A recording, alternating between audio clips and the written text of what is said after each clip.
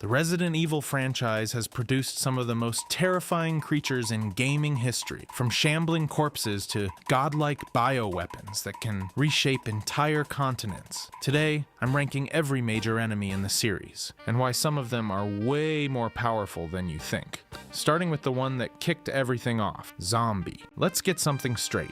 The zombie is the most disrespected enemy in Resident Evil, and it doesn't deserve it. Everyone walks into their first playthrough thinking zombies are cannon fodder, slow, dumb, basically target practice. And then the RE2 remake happens, and you unload 6 handgun rounds into a zombie's skull, watch it crumple to the floor, breathe a sigh of relief, and then the thing gets back up. You shoot it 3 more times. It gets back up again. You're now out of ammo in a hallway you need to walk through for the rest of the game. Here's the thing. The T-Virus doesn't just kill the host and call it a day. It ravages tissue and the nervous system, causing widespread necrosis and destroying higher brain function, but it also drastically slows decomposition. So what you're left with is a rotting, mindless shell that is far more durable than any rotting shell has any right to be. They absorb punishment like a sponge absorbs water, except the sponge wants to eat your neck, and you can't talk about Resident Evil zombies without mentioning that moment. The first zombie in the Spencer Mansion, slowly turning its head toward the camera. That single shot is one of the most iconic reveals in gaming history. It's been parodied and recreated for nearly 3 decades, and it still works. Every other monster in this franchise exists in relation to that moment. The zombie is the baseline, but baselines are meant to be surpassed. And the thing that surpassed it first had claws the size of steak knives and zero interest in shambling anywhere. Hunter. Every enemy up to this point in the series was an accident, a spilled vial, a contaminated water supply, a researcher who sneezed at the wrong time. Hunters are different. Hunters were the plan. Umbrella took human DNA, spliced it with reptilian genetics, dunked the whole thing in T-Virus and said, yeah, let's make it fast. The result is a 2-meter tall, bipedal lizard creature with claws the size of steak knives and the temperament of something that skipped every meal it's ever been offered. These weren't byproducts of a lab leak. They were designed from the ground up to kill people on a battlefield, which is, not ideal, but here's what makes hunters genuinely terrifying in practice. Up until they show up, Resident Evil teaches you one strategy. Walk backwards, shoot forward. It works on zombies, it works on dogs, it works on basically everything the game throws at you. Then a hunter sprints down that hallway in the Spencer Mansion, closes the entire gap in a single leap, and decapitates you. One hit, instant kill. No health bar negotiation, no herbs saving you, just dead. That hallway entrance in the original game is burned into the brains of everyone who played it. You hear this awful chittering sound, the door opens, and something way faster than anything you've encountered comes barreling at the camera. Players who'd been coasting on shotgun shells and careful backpedaling suddenly realized the game had changed the rules on them without warning, and that's exactly what hunters are in the franchise. They're a skill check. A line in the sand that separates, I'm managing this outbreak from this outbreak, is managing me. Later variants like the Hunter Gamma, the frog-mouthed sewer nightmare that can swallow you whole, only made things worse. But if you think a fast lizard with a decapitation fetish is bad, wait until you meet what happens when a zombie keeps mutating. Liquor. There's a moment in Resident Evil 2 where you're walking down a hallway in the police station, minding your own business, and something crawls past the window. No fanfare, no jump scare sting.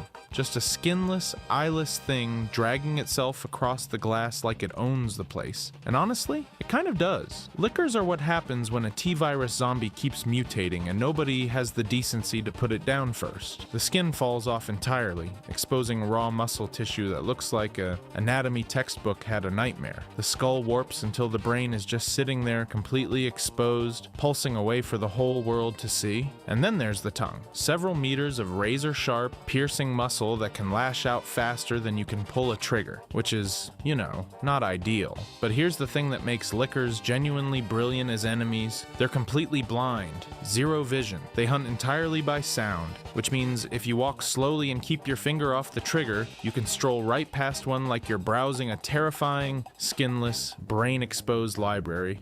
The second you fire a weapon, though, that corridor becomes a blender. Every liquor in earshot drops from the ceiling and sprints at you with claws and tongue swinging. The RE2 remake cranked this up further with smarter AI, better sound design, and muscles so so detailed you can practically see individual fibers twitching.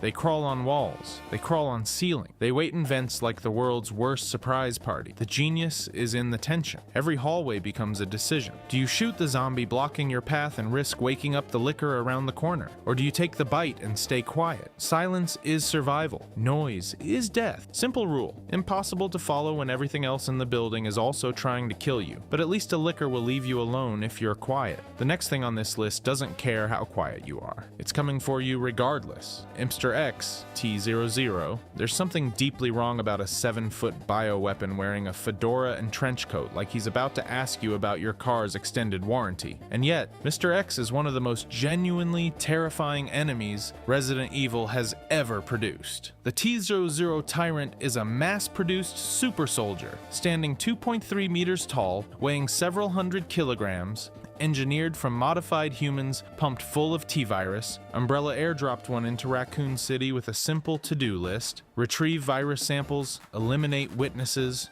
casual Tuesday stuff. But here's the thing. In the original 1998 game, Mr. X showed up in a handful of scripted moments. Scary, sure, but manageable. Then the 2019 remake happened, and Capcom said, what if we made him everyone's problem all the time? In the remake, once Mr. X activates, he patrols the entire police station. He responds to gunshots, footsteps, doors opening. You'll be solving a puzzle in some back office and hear it. That heavy, rhythmic thud of boots on the floor above you. Getting closer. Players started rerouting entire runs around his patrol patterns, abandoning rooms mid-search, sprinting through hallways they'd normally clear carefully. He turned the RPD from a building you were exploring into a building you were surviving, and then the internet got a hold of him. The fedora, that completely blank face. He became a meme overnight. People modded him into Thomas the Tank Engine. They put XCOM Give It To You over his chase sequences, which is, fair, but that's what makes Mr. X unforgettable. You're laughing at the hat one second, and the next you're panic pausing because you can hear him 2 rooms away and you have 6 handgun bullets to your name. He proved a stalker enemy doesn't need dialogue or tentacles, just footsteps and patience. But if you think a silent, methodical pursuer is bad, wait until you meet one that can sprint, use weapons, and won't stop screaming your name. Nemesis, T-Type. Think of Mr. X as a prototype, a proof of concept. Now imagine Umbrella looked at that walking slab of trench coat and thought, what if we made him smarter, faster, and gave him a rocket launcher? That's Nemesis. Here's the thing. Mr. X is a T-103 Tyrant. Big, durable, relentless, but fundamentally simple.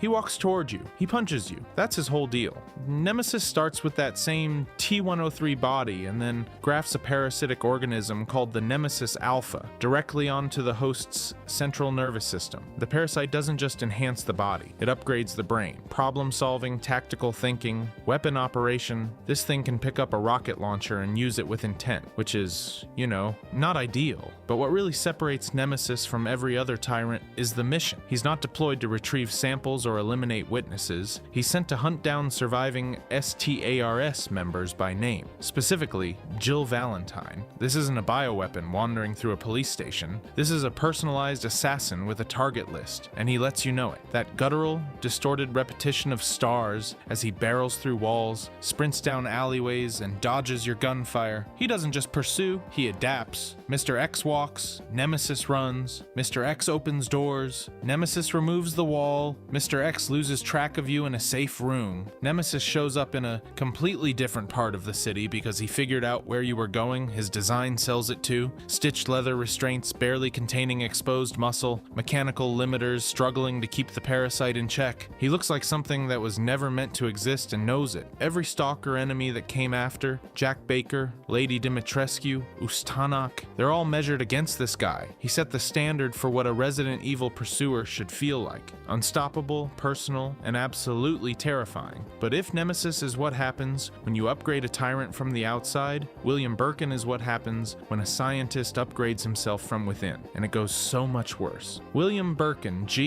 most Resident Evil villains choose power. William Birkin chose desperation, and that's what makes him worse than almost all of them. Here's the thing about Birkin. He's not some megalomaniac maniac trying to become a god. He's a dying man crawling across a lab floor with a syringe full of his own life's work, and he jams it into his body because it's the only option left. Umbrella's own security team guns him down to steal the G-Virus, and in his final moments, the guy who spent years perfecting the most dangerous mutagenic agent on the planet decides to become the test subject, which is, not ideal. The G-Virus is fundamentally different from the T-Virus. Where T-Virus creates zombies and tyrants through external mutation, G-Virus triggers rapid, uncontrollable cellular reproduction. Birkin's body doesn't just heal, it evolves. His first form still looks vaguely human, if you ignore the massive claw arm bulging out of his right side and the giant eyeball staring at you from his shoulder. But each encounter strips away more of the man and replaces him with something that shouldn't exist. By his third form, he's a quadrupedal nightmare covered in eyes. By his final stage, he's basically a wall of teeth and flesh filling an entire train car. Every boss fight in Resident Evil 2 is a window into a body that simply will not stop growing. But the darkest part isn't the body horror, it's the parenting. G-Virus has a built-in biological imperative to seek genetically compatible hosts for reproduction.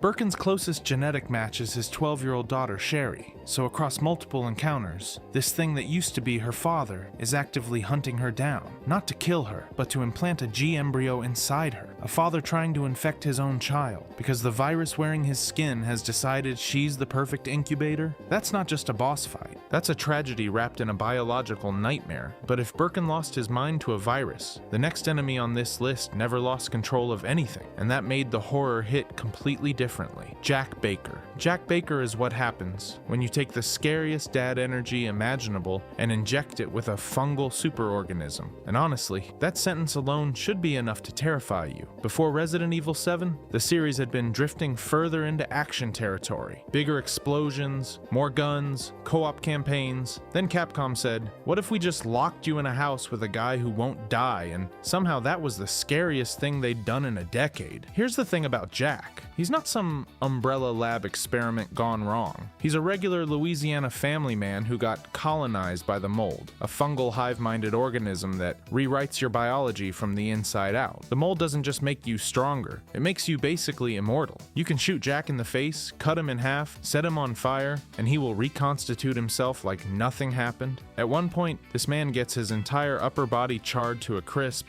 and just walks it off. Cool, that's also a thing that happened. But what makes Jack genuinely terrifying isn't just the regeneration, it's the presentation. Resident Evil 7 puts you in first person, trapped inside the Baker estate, a rotting Louisiana plantation house full of locked doors and narrow hallways, and Jack is in there with you. He bursts through walls. He grabs you by the face and says something folksy before trying to cave your skull in with a shovel. Welcome to the family, son. Thanks, Jack. Really feeling the hospitality. The genius of his design is that he's not just a monster, he's a person. Through found footage and scattered documents, you learn that Jack Baker was a loving father, a good man. The mold took everything from him and turned him into a grinning psychopath who feeds people to his family. That tonal whiplash between darkly comic and explosively violent is what makes him feel real in a way that a giant mutant blob never could. He's domestic horror distilled into one unkillable man, and the tragedy underneath the madness makes every encounter hit harder than it should. But if you think a crazed southern patriarch is intimidating,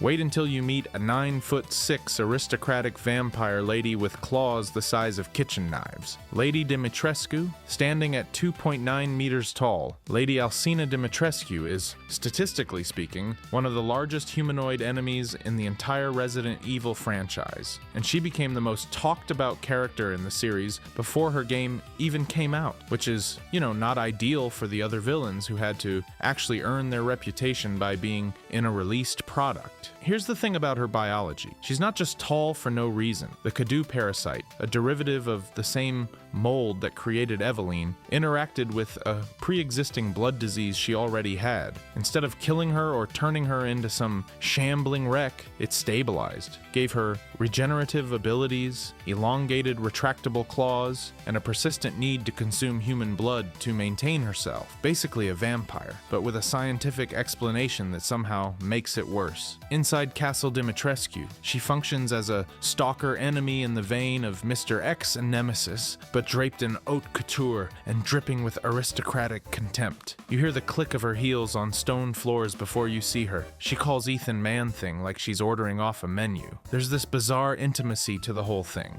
like being hunted by someone who considers you beneath even proper hatred, just mild inconvenience wrapped in a designer dress. But then she transforms. Her final form is a full dragon-like monstrosity, wings and all, perched on the rooftop of her castle with bestial features that have zero trace of the glamorous countess from 5 minutes ago. It's a spectacle boss fight with swooping attacks, weak points, and enough visual chaos to make you forget you were ever scared of footsteps in a hallway. Her real legacy, though, is what happened outside the game. Pre-release trailers turned her into an instant cultural phenomenon. Fan art, memes, cosplay, entire discourse ecosystems built around a character people hadn't even fought yet. She became the poster face of Resident Evil Village overnight, blending gothic horror glamour with genuine monstrosity in a way the internet absolutely could not resist. But if Lady Dimitrescu commands one castle and its surrounding grounds, wait until you meet the man